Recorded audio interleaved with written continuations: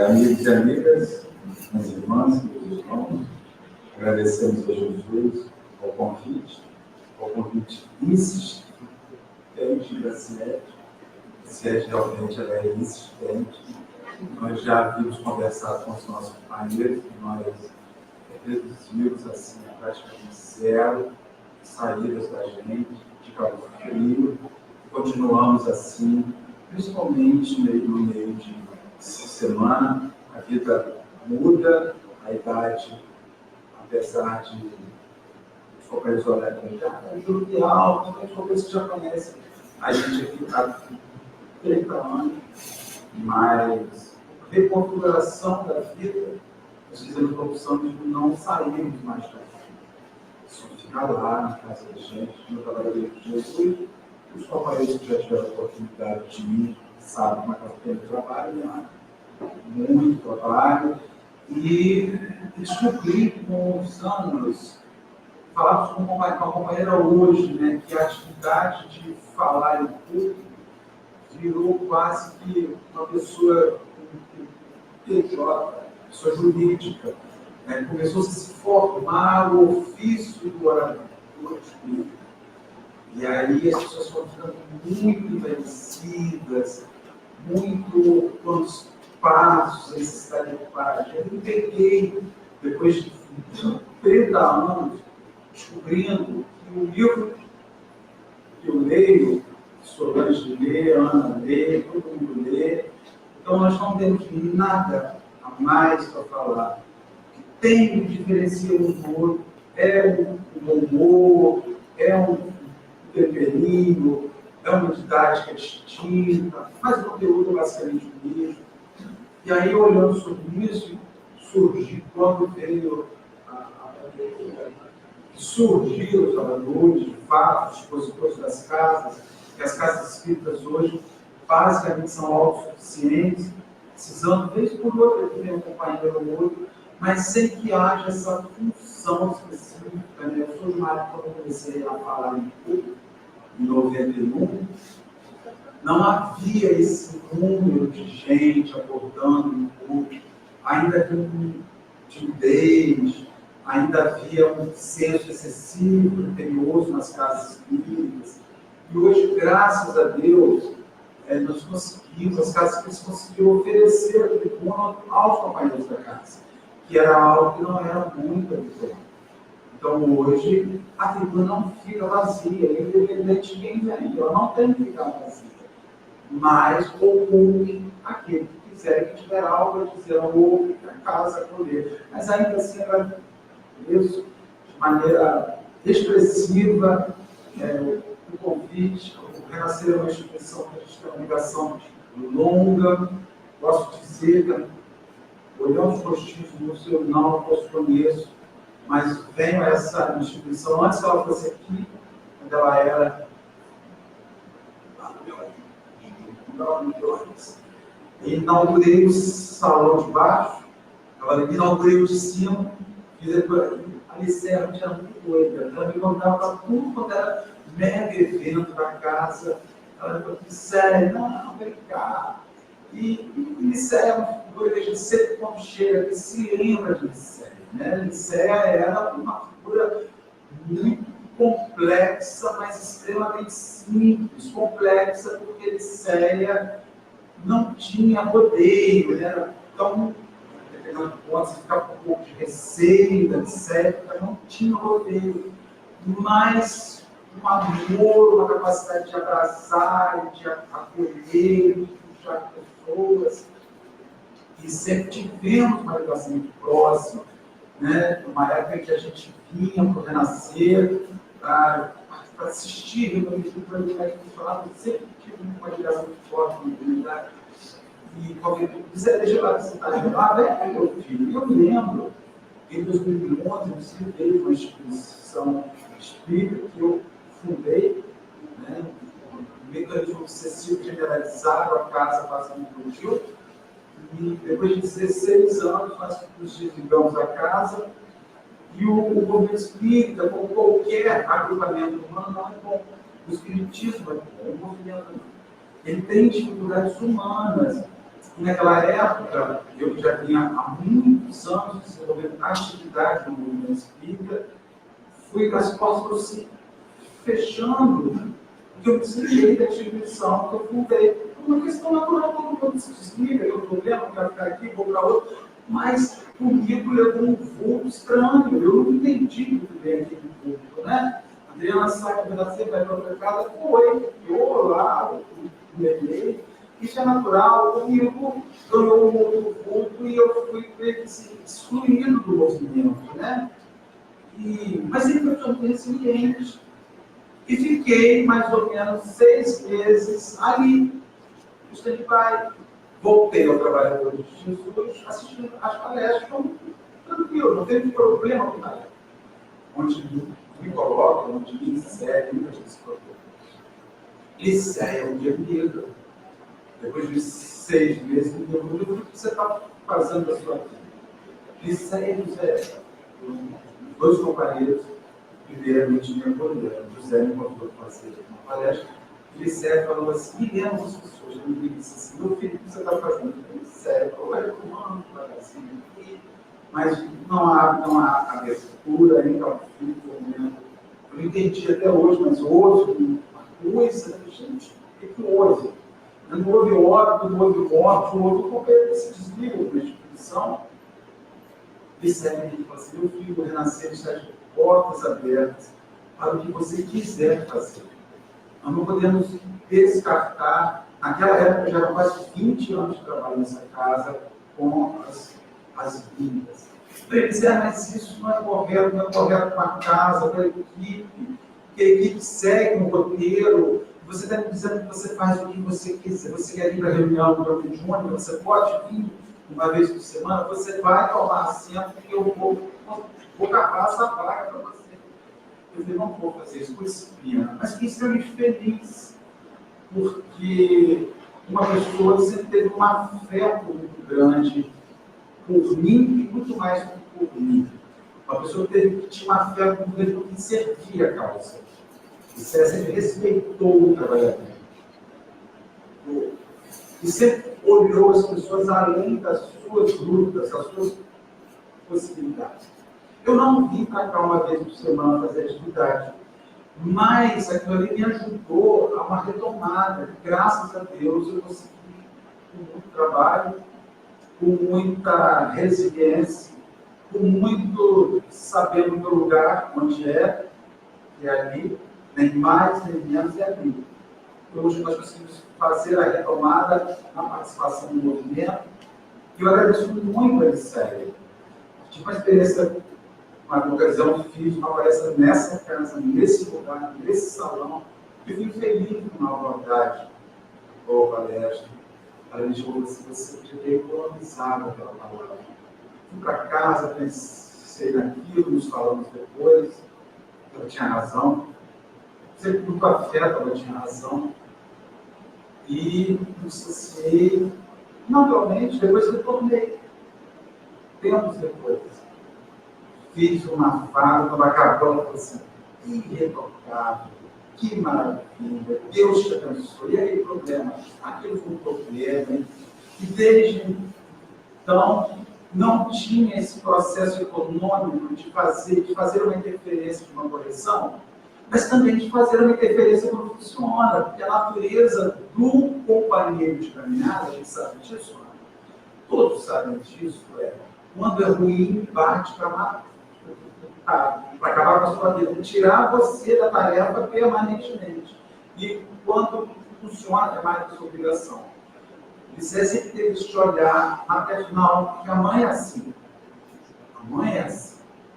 O filho não vai se perder, eu vou corrigir, mas ele vai reconhecer.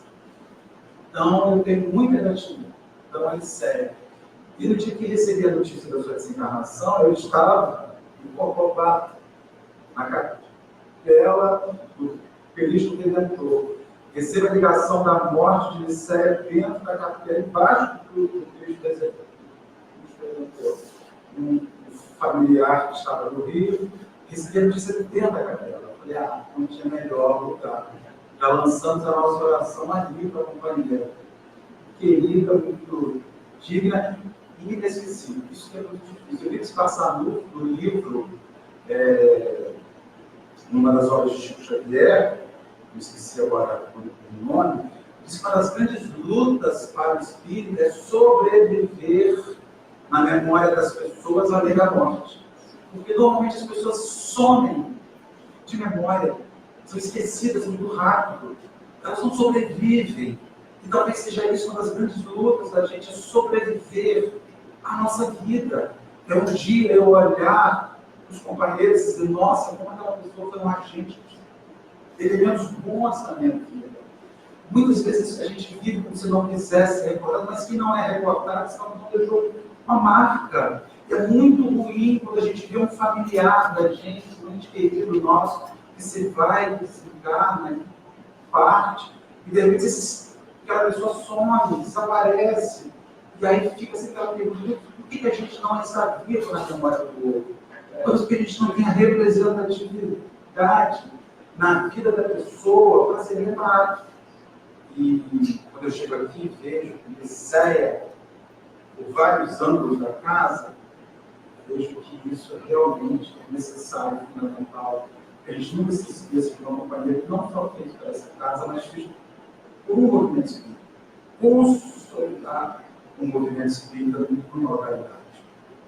Na noite de hoje, nós vamos abordar um assunto que eu já falei nessa casa sobre o perspectiva que foi uma modalidade de seminário, mas pelo menos há uns 8 anos.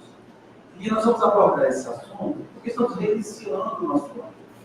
E reiniciando o ano, uma atividade institucional, é sempre importante convidarmos os nossos amigos a repensar o início de um ano e o reinício das atividades instrutivas, reflexivas, ainda que uma casa espírita não possa se dar o luxo de fechar as portas, porque não dá para fechar a porta. A gente faz um recesso, uma tarefa de outra ali, mas quando você adoece, você procura a UPA.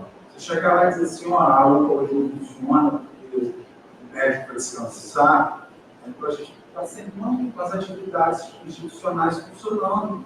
E na região dos lagos, diferente da gente, a gente vê isso em Campo Frio, o turista espírita vai à casa, ele vai participar da casa, ele vai fazer a medicina da casa, ele vai assistir a palestra pública, ele quer saber como funciona.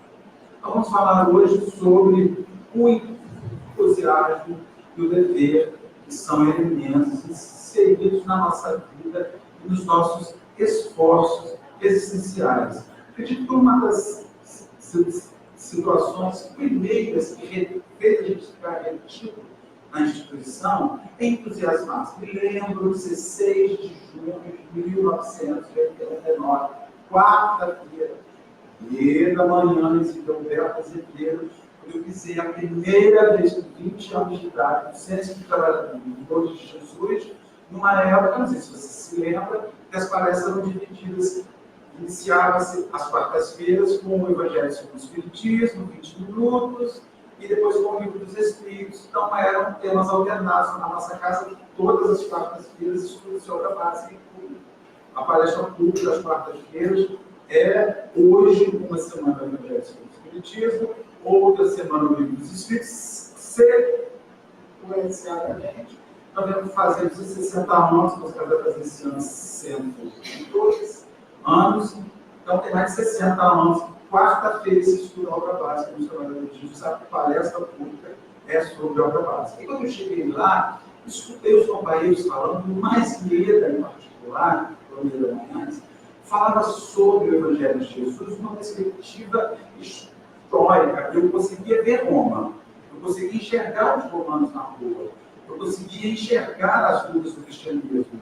E eu fiquei naquela hora ensandecido que havia uma religião que levava a gente a sair de um altar e ir para a rua, ver a prática religiosa na rua. Aquilo me entusiasmou, aquilo me estimulou, e numa época bastante diferente, os 6 meses eu estava carregando de conta da casa, no trabalho, com 21 anos de idade.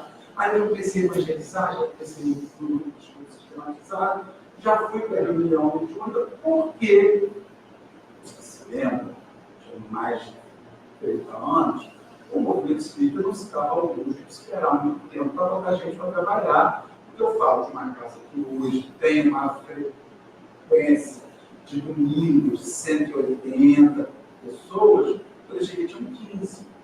Então, 15, 16 pessoas. Era um público muito habitual no início, quando a realidade não era diferente.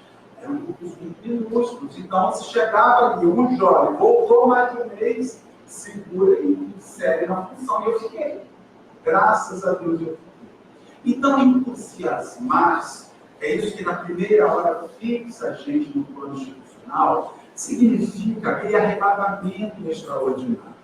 O momento em que a gente se enche de uma inspiração que nos motiva, que nos chama a caminhar para algum lugar. A palavra entusiasmo tem na sua raiz a língua grega, que diz encher de Deus. Entusiasmar-se quer dizer encher-se de Deus. Todas as vezes que nós nos entusiasmamos, nós ganhamos um vigor, nós ganhamos uma força, nós ganhamos um ânimo que faz com que a gente saia de um lugar normal, habitual, e nos impulsionemos a realizar algo. Entusiasmar-se é algo imprescindível para a realização de uma atividade, para a permanência no lugar.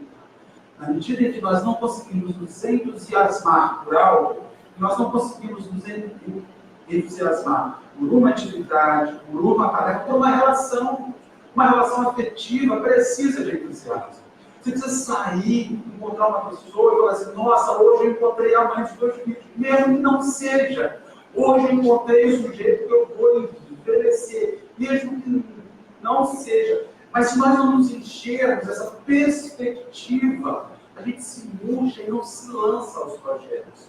Uma pessoa que perde o entusiasmo, uma pessoa que vive sem entusiasmo, é uma pessoa que não projeta nada. Ela deixa a vida me levar, a vida leva eu, Zeca Pagodinho, e temos que lembrar do livro de Alice no País das Maravilhas, que diz o seguinte: quem não sabe para onde vai, qualquer lugar serve, qualquer caminho basta. O entusiasmo mostra a você o caminho.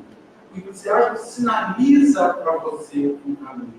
Quando você chega no lugar a primeira vez, quando você pensa no centro espírita a primeira vez, e você fala, poxa vida, como eu pude passar toda a minha vida sem estar num lugar semelhante a esse, como eu pude existir, como eu fazia da minha vida sem acessar isso. Quando você abre o Evangelho de Jesus, o Evangelho de Mateus, Marcos, Lucas, João, quando você abre o Evangelho segundo o Espiritismo, lê aquilo, quando você abre o livro dos Espíritos e fala, meu Deus, eu não sabia que existia isso. Isso é entusiasmar-se. É descobrir o sentido, é descobrir um lugar, é descobrir para onde a gente vai, é ter esse elemento que nos chama a caminhar, aguçado, chamado entusiasmar-se.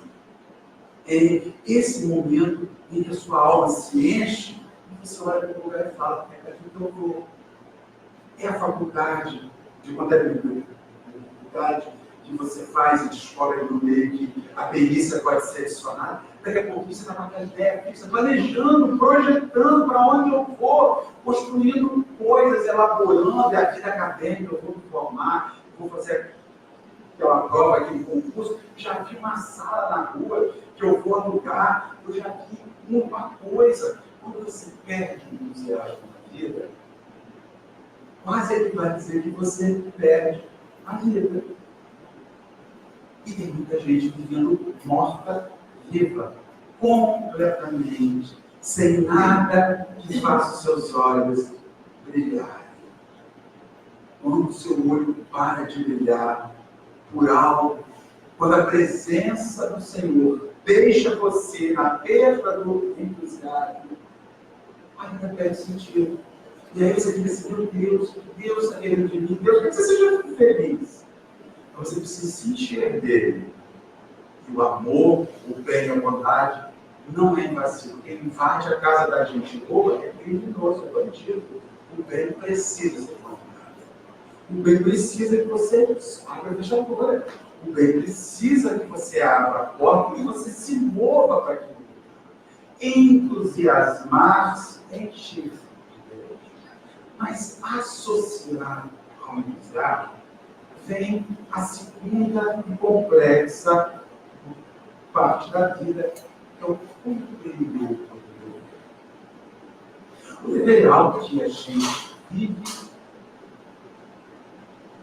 realizando, movidos por ele, é impossível viver sem dever.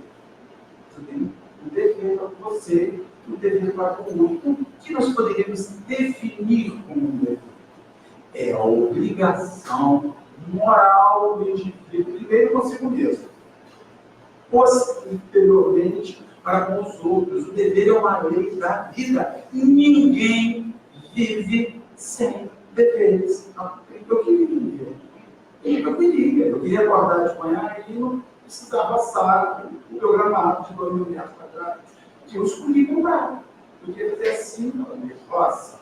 Eu tenho o dever para comprar. Se eu não quiser roçar, eu tenho que ter o dever de gerar recursos para pagar alguém para roçar. Eu preciso cumprir deveres.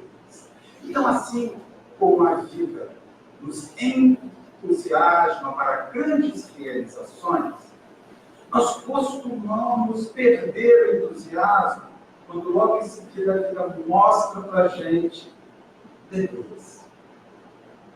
Deveres a cumprir.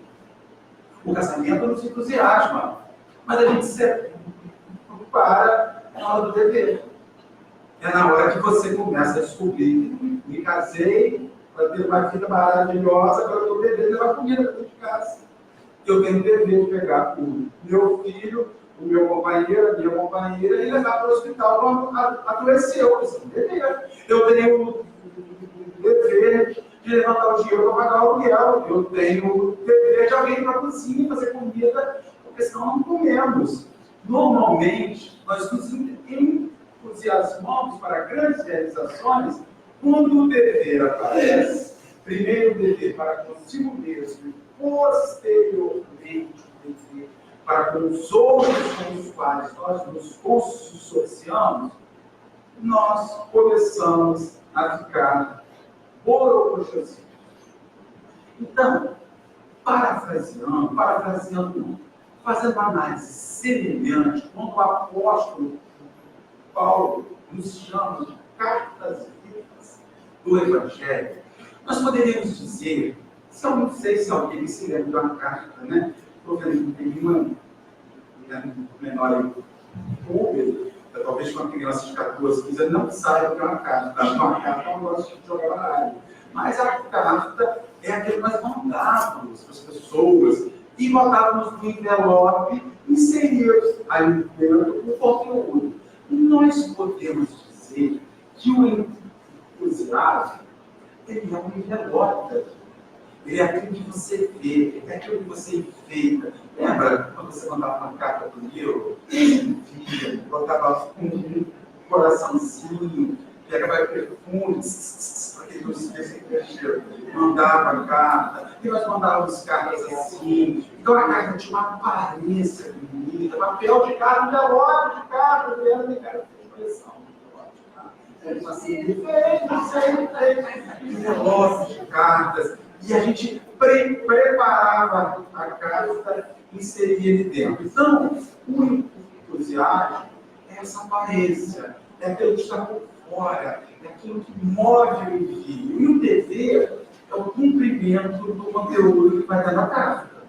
Então, a gente tem, todos os dias da vida, uma correspondência para mandar para alguém, para mandar para a vida, que é o entusiasmo e o desejo da gente. E aí, o primeiro elemento de discussão é que é possível que a gente tenha um envelope lindo e um conteúdo pífio, um conteúdo vazio, um conteúdo oco.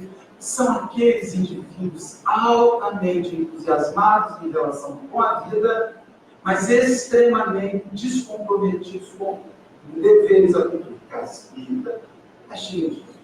A Caspita é um manancial de gente entusiasmada que na hora do dever ela desaparece. E é por isso que a gente está dizendo. O sujeito chega aqui, entra, não chega na palestra, mas deixa alguma coisa bacana, aqui.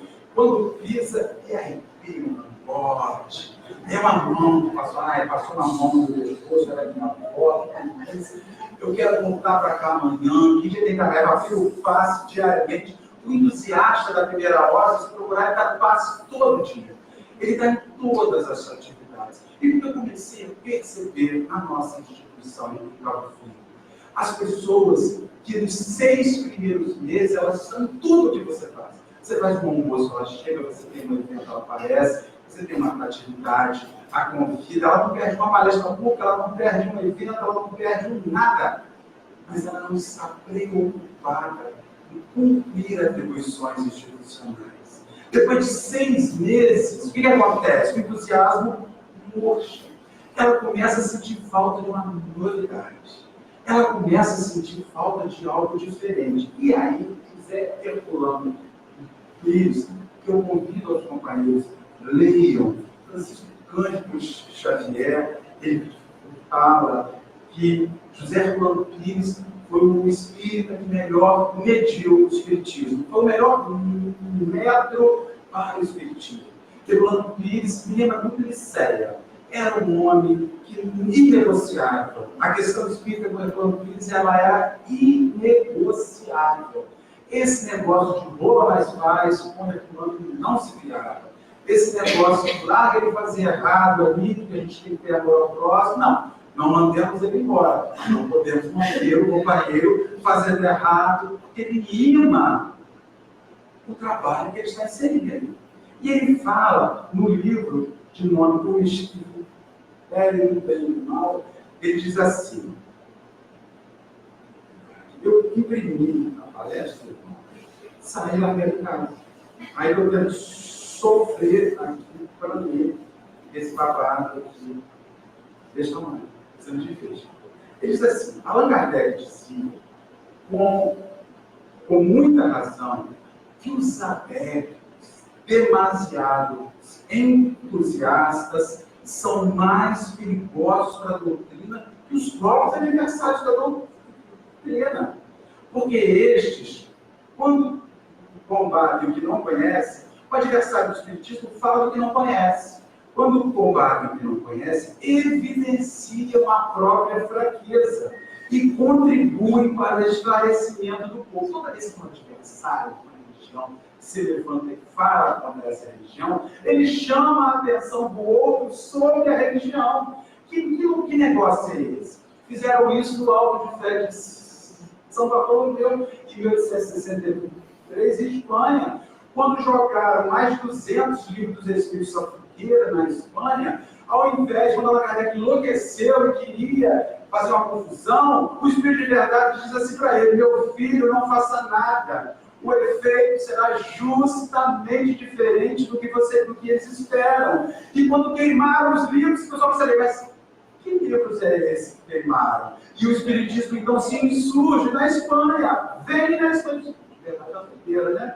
E isso era 15 minutos por mês que ele vinha para fazer a orientação, alinhavando as reflexões. Então, quando queimaram os livros, Allan Kardec enlouquece, o Espírito de Verdade não faça nada. Eles estão prestando um serviço. E logo depois ele diz: pois é, todo mundo que sabia que livros eram aqueles. Ele diz o seguinte: diferente do que se imagina, e contribui para o esclarecimento do povo, enquanto os adeptos de entusiasmo fácil comprometem a causa. O que estamos vendo hoje no meio espírita brasileiro não é mais do que a confirmação dessa assertiva. Esse livro de 92, tá, gente? 92. Do codificador. Espíritas demasiado entusiastas estão sempre prontos a receber qualquer nova revelação que lhes seja oferecida e a divulgá-la sofregamente como verdades incontestáveis. A gente viu um movimento espírita hoje, o sujeito chega e fala assim: nossa, Graciete, como é que eu disse isso aqui?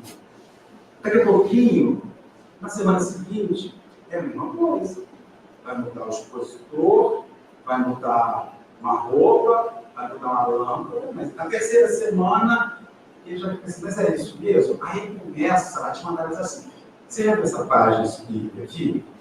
tem esse homem que outro dia eu vi uma página que se diz espírita, que o rapaz se criptografa a foto do seu anjo guardião. Só gente bonita nesse foto, né? Aí você paga o valor a ele e ele te manda a arte do seu guia. E eu fico imaginando, eu espero que alguém no final me pergunte que página é essa para poder fazer de acordo com o seu guia. Porque eu senti como é que pode, existe isso. Você não vê isso na codificação, em obra nenhuma, mas é uma novidade. Então a gente está sempre assim. Mas que mal faz?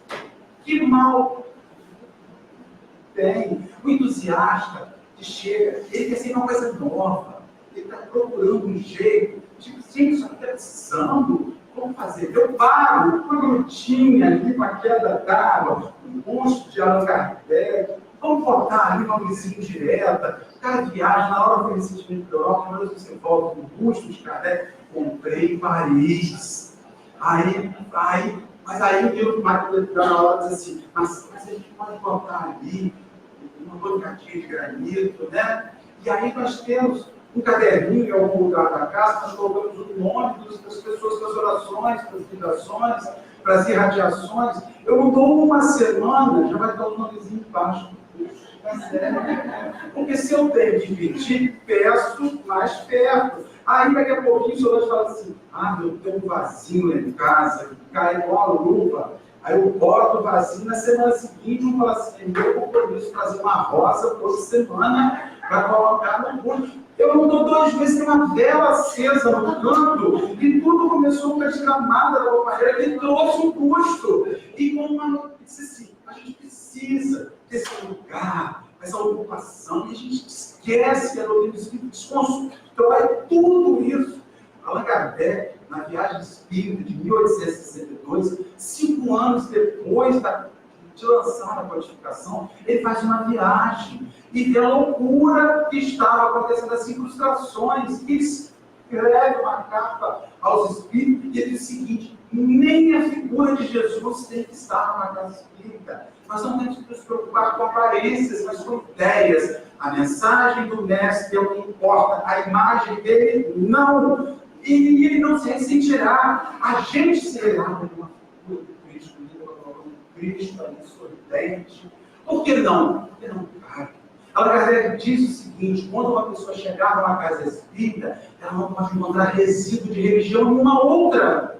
Porque se ele encontra um resíduo de outra religião, é como se ele encontrasse aquela religião. Então nós não temos que encontrar resíduos de catolicismo no centro espírita, não temos que encontrar resíduos de protestantismo, de práticas, qualquer tipo de coisa, resíduos de umbanda no centro espírita. Ele diz no texto de Viagem Espírita de 1862, nada. As pessoas têm que sentir que elas estão chegando num lugar novo, onde se reflete uma velha ideia. Mas o que importa é a ideia. A ideia precisa sobreviver à transformação. E o entusiasta tem sempre uma coisa nova para fazer. Ele vai fazer um bico, olha agora. Eu ia lá na concessionária, eles me davam um carro, a gente vendia, pagava o carro, e o cara fala, amigo, mas aqui a gente não vai esse tipo de prática, não é um hábito. Mas que é isso? Então, ele busca com o passar do tempo. Quando você começa a mostrar para ele as regras, os deveres, os compromissos, ele fala, tentei ficar no resto. Porque na verdade ele não queria ficar. De repente ele foi descobrir, se entusiasmar com outro lugar. E isso é o que dá piores notícias no movimento. São as pessoas que estão sempre procurando uma coisa nova para colocar na casa. Eu costumo dizer na nossa instituição, e já falei isso com a nossa dirigente, de janeiro, a roda já foi inventada. A nossa função é só botar ela para mudar. Ninguém tem mais nada de novo para fazer, para gente dizer não. Ninguém tem mais nada. A gente tem agora um companheiro, coitado, o Chico já morreu há 30 anos, de 15 em 15 dias o companheiro faz uma revelação nova sobre o Chico. Porque o Chico diz mentira. Mentira. Se ele tem 30 anos de notícias guardadas de Chico, Chico só passava acompanhando 24 horas por dia. Chico não fazia mais nada, nem ele, só contando uma novidade para ele. Mas ele precisa disso. Por que ele precisa? Se ele parar de trazer uma novidade sobre o Chico, ele desaparece da mídia. Então, ele deixa de existir. E o Espírito da Água, você viu aquela palestra de fulano? Falou que o Chico disse que os OVNIs vão aparecer. Eu vi outro dia. Eu falo, gente, por que, que o Espiritismo, que tem dentro da sua instrução, o processo de universalidade, os Espíritos disseram, a instrução de chegar a Luanda tem que chegar em Cabo Frio, tem que chegar em Guara, tem que chegar no Rio, porque isso foge ao preceito básico de universalização de conteúdo. Porque todos esses 30 anos foi reservado a uma pessoa. Porque a gente gosta. Eu sigo fulano de tal, cada uma que ele fala. Você viu aquilo? Mentira! Falo sem medo de ir para o inferno. Porque não acredito no inferno. Você não condiz com o preceito espírita básico de instrução de doutrina que afirma que um conhecimento não pode ser circunscrito a uma pessoa. Se isso não reverbera por todo o movimento, é falso. É o livro dos médiuns, Allan Kardec, quando ele fala sobre universalização da instrução. Por que só criança? Por que só a Adriana revela? Por que a Adriana é a pitonisa, é a procuradora de Chico Xavier depois da sua desencarnação? A Adriana é procuradora, nós somos companheiros pelo procuradores de desencarnados. E essas pessoas não fazem mais nada, só vivem entusiasmadas, semeando as novidades que viram no livro vivente, que viram no curso que dá pago. E a gente fala assim, gente, sai fora disso. Os deveres, sabe se a pessoa entra no centro para pegar um grupo de base? Essa pessoa tem uma turma de evangelização? Essa pessoa está lá sentada fazendo atendimento? Essa pessoa sabe que a vassoura do centro para fazer a faxina? Essa pessoa sabe disso. E os deveres? Não, é o arauto da renovação. Então, esse entusiasta que não conhece o cumprimento do dever. A segunda missiva, para ficar mais complicado ao invés de falar a carta, o segundo modelo de carta também, infelizmente, é muito presente na casa espírita. É um companheiro que é um envelope entusiasmado, desconfigurado e amassado, mas é um bom cumpridor de deveres. É aquele sujeito que um dia chegou aqui, achou isso aqui o melhor lugar do mundo, se encheu de Deus, não é aqui que eu quero ficar. E ele chorava. Sentava de uma palestra, se emocionava. Se emocionava com os olhos, a gente se lembra. Quantos de nós, quando pisamos a primeira vez na casa espírita, nos pomos as lágrimas, nos emocionamos, sentimos o algodó, falamos, eu quero voltar amanhã, eu quero trazer meu colchonete por aqui, eu quero viver nessa casa, eu quero morar nesse lugar, que lugar maravilhoso. E todos viram irmãos, abraçamos os deveres. Com o passar do tempo, nós nos transformamos em cumpridores de deveres zero entusiasmados. E é só cada um fazer sua autocrítica. Você, quando entra aqui hoje, ainda sente o que sentiu da primeira vez? Você vem para o Renascer, ou para o Neném, ou para o Trabalhador de Jesus, ou para o SEAC, para onde você vai, movido a Gazete como a primeira vez? Ou será que a gente vem e fala assim, é a rotina? Não há rotina com Cristo. Não há rotina com Cristo.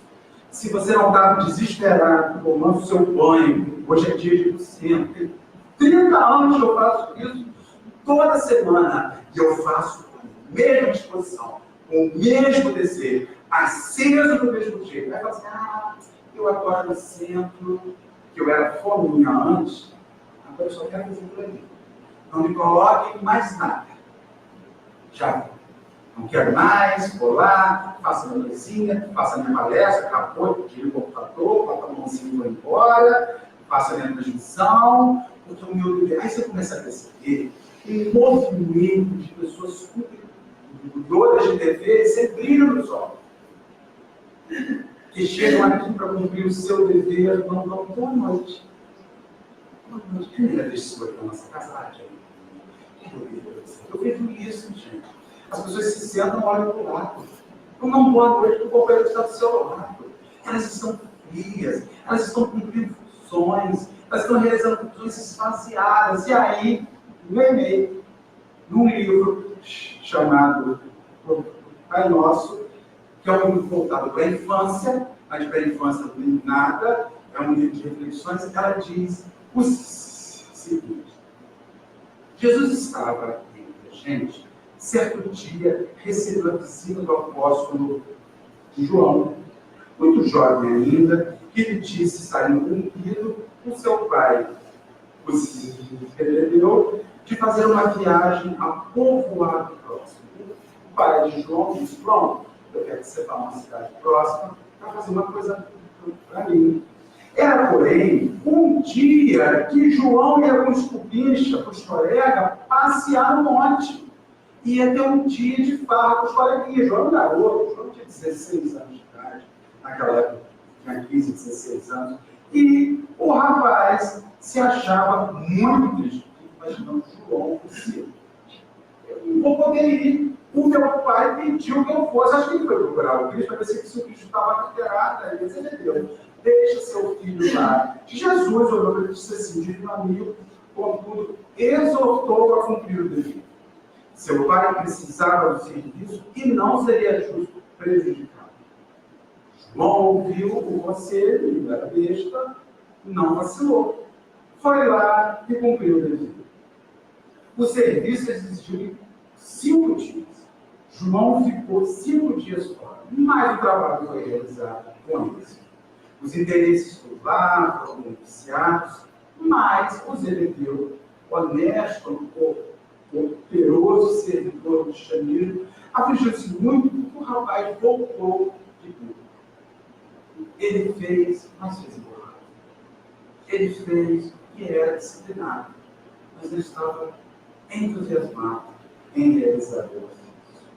O mestre contou-se semblante solidário de João e convidou a um entendimento particular. Ele já é um particular com Jesus, né?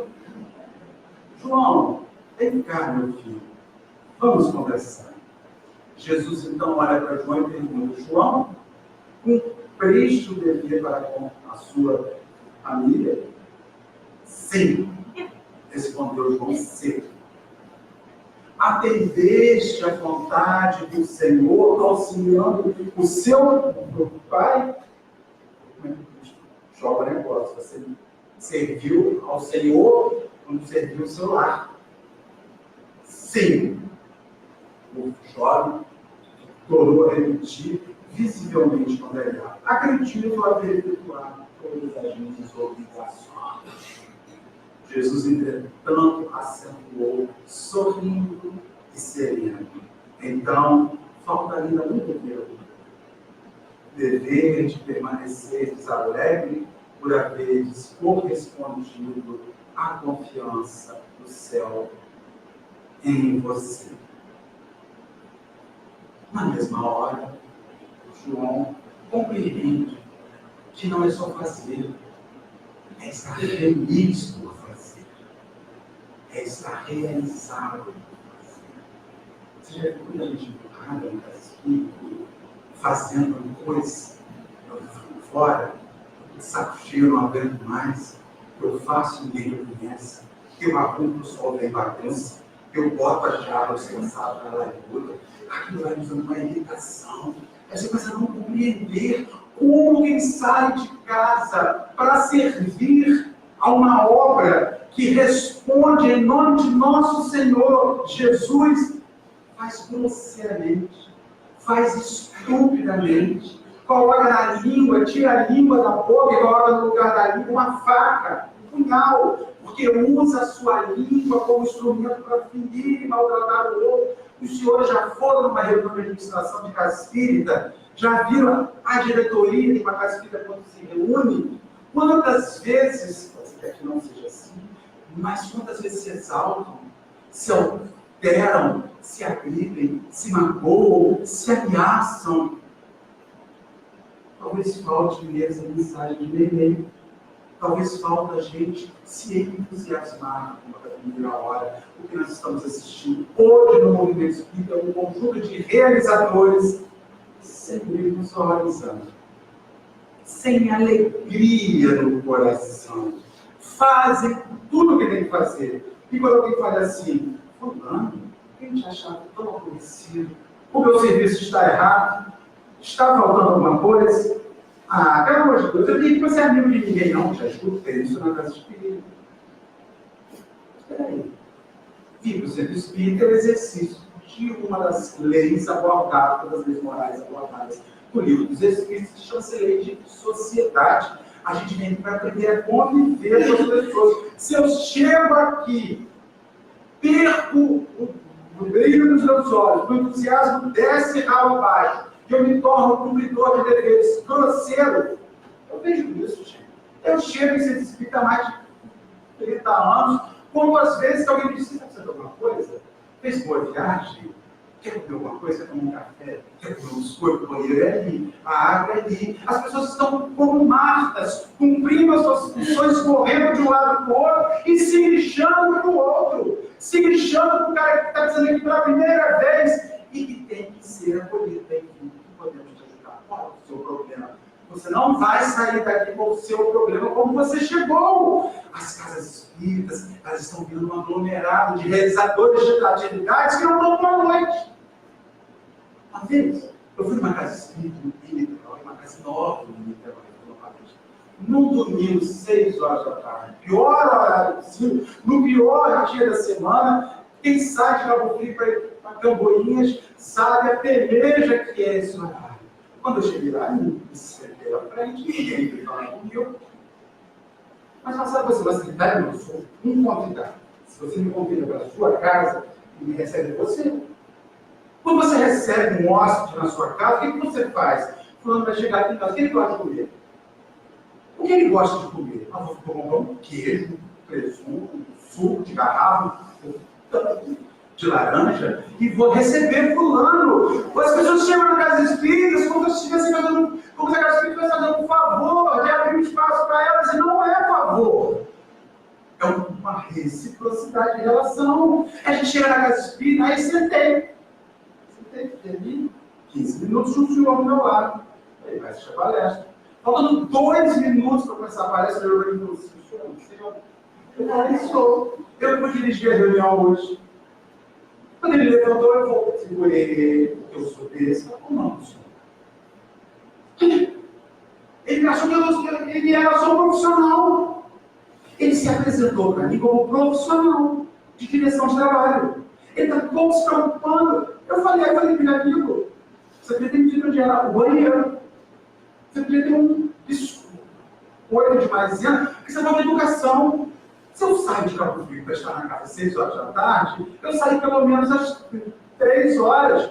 O expositor vai chegar.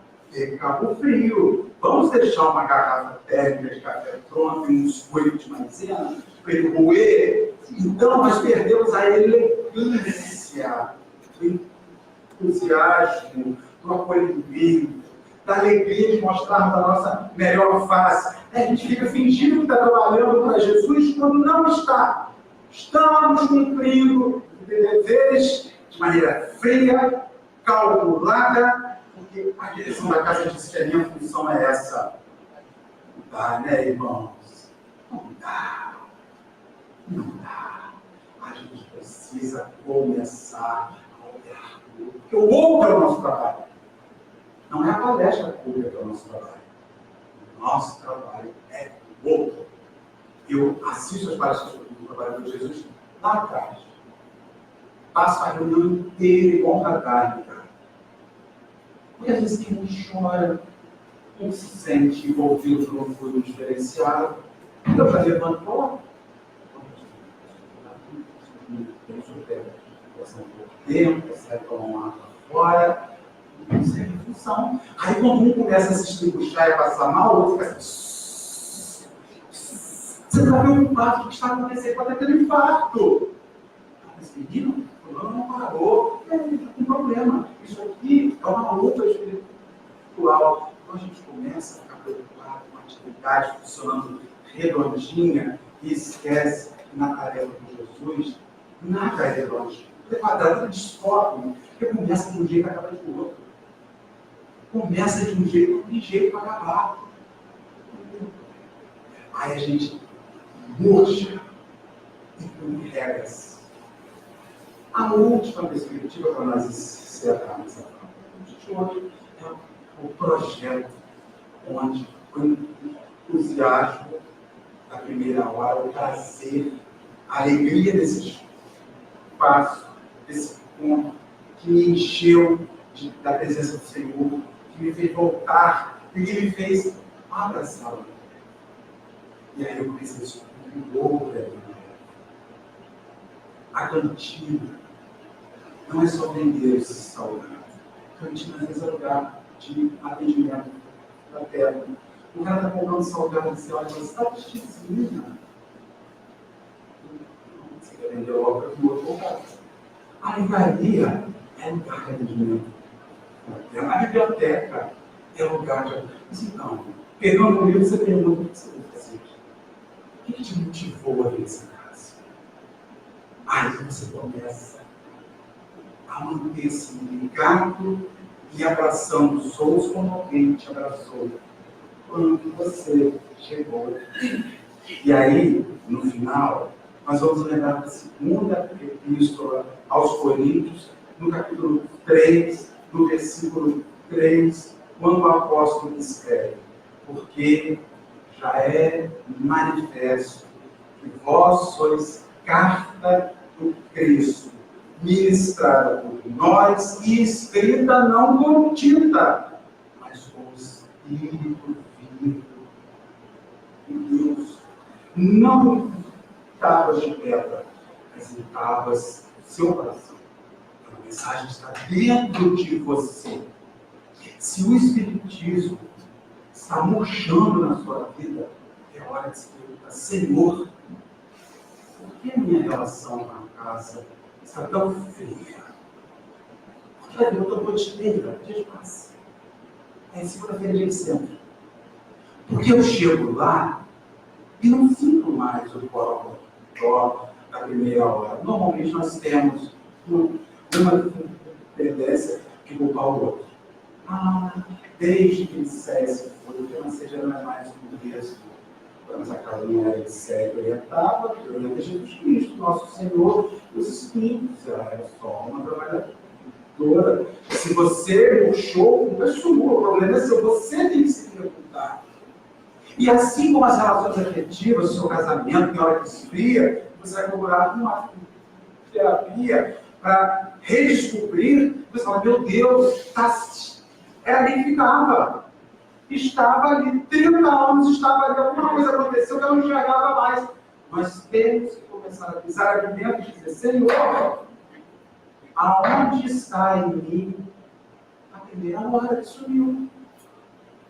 Eu quero essa primeira hora, Senhor. Eu não admito que eu venha para cá e não sinta a emoção da primeira hora.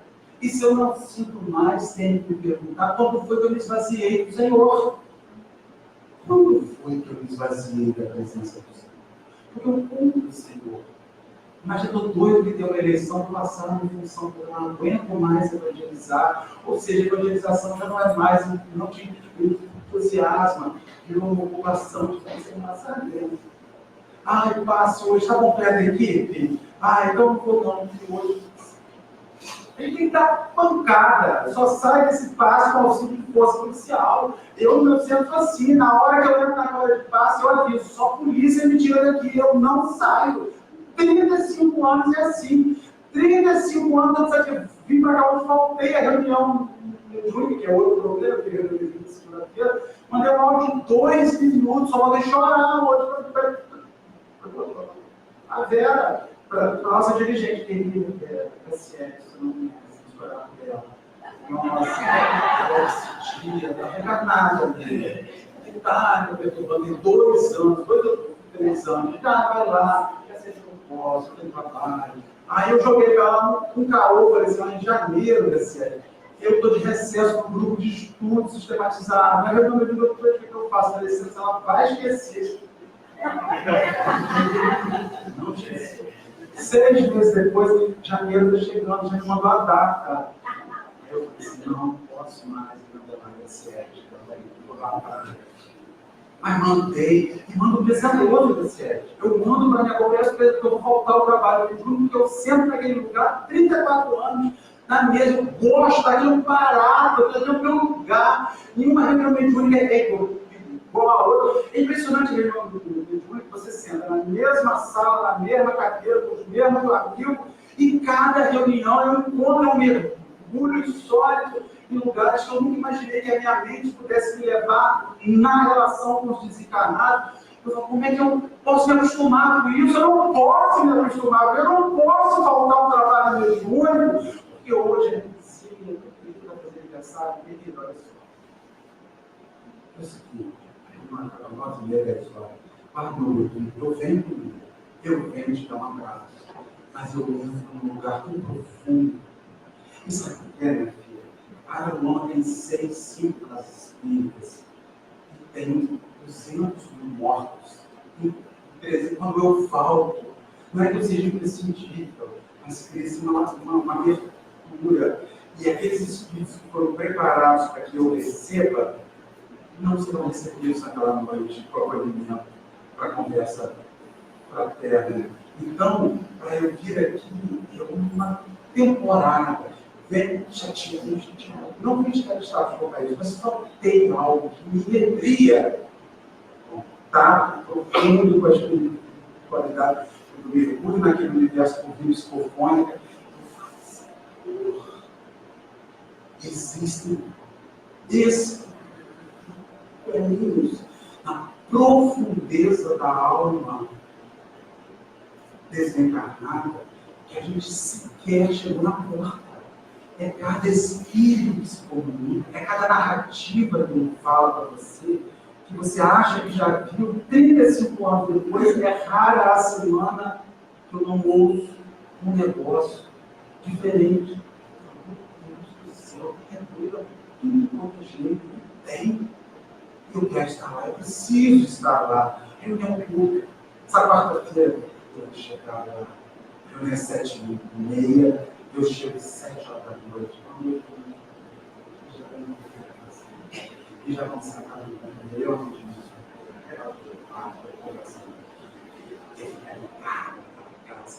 centenária, é um prazer estar aqui. E vendo as pessoas chegarem e eu dando uma todos os estudos, mandar esse povo para a gente derrubar até que a pessoa morrer, entusiasmado. É o famoso, eu não presto Jesus, mas eu te amo. E eu vou ao Senhor. Então, que a gente compreenda que encher-se da presença do Senhor é fundamental para a realização. Tem que abraçar os deveres é que fazem a máquina funcionar.